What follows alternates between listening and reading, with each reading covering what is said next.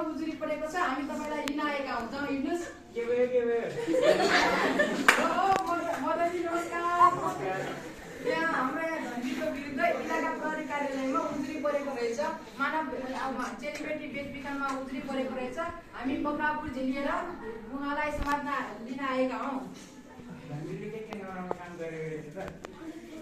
उहाँले चाहिँ के गर्नुभयो भन्दाखेरि उहाँले चाहिँ मानव चेलीबेटी बेचबिखन गर्ने काम गर्नुहुँदो रहेछ। उहाँलाई हामीले थाहा पाएपछि हामी बक्रापुर लिएर आएका हौं। अस्ति भर्खर बेलबाट सिकेका हो, फेरि के पर्दा गरेछन्।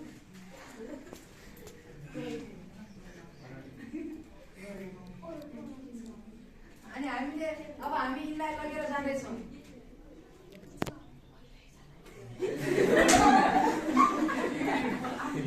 मिस के भयो त्यहाँ?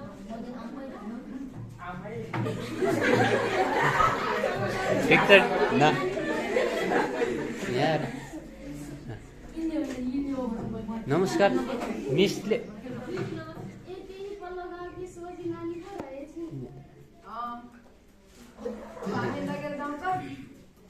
मिस नमस्कार।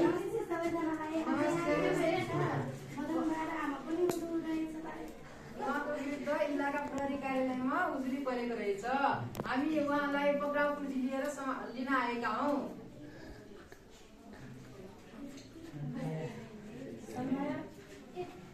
पहिला पनि मानव अङ्ग बेचबिखन कार्य गरेका थिए। अहिले पनि मानव बेचबिखन अभियानमा लागिसकेको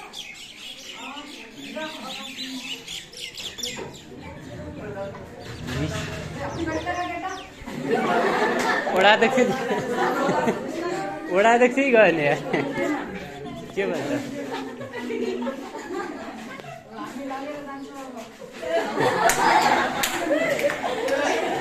ल ताली ताली।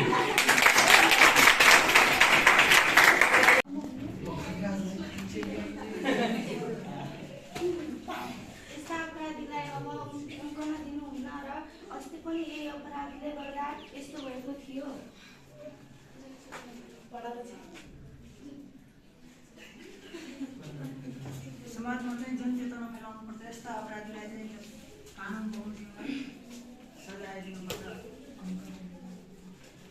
जनचेतना पनि फैलाउनु पर्छ। यस्तो अपराधले गर्दा सबै मानिसहरूप्रति गहिरो हुँदै गएको छ।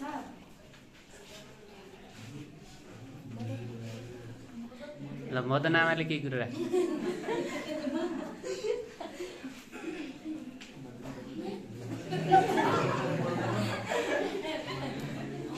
अब लास्ट सहमतिमा आऊ। ल कानुन सकाउ।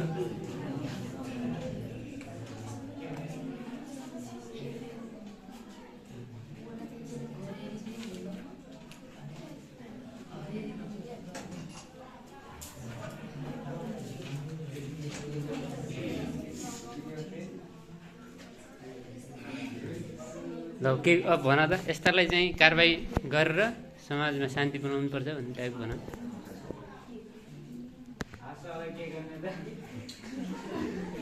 अपराध गर्ने व्यक्तिलाई कानुन बमोजिम कारबाही गर्नुपर्छ। अपराध गर्ने व्यक्तिलाई सजाय दिनुपर्छ।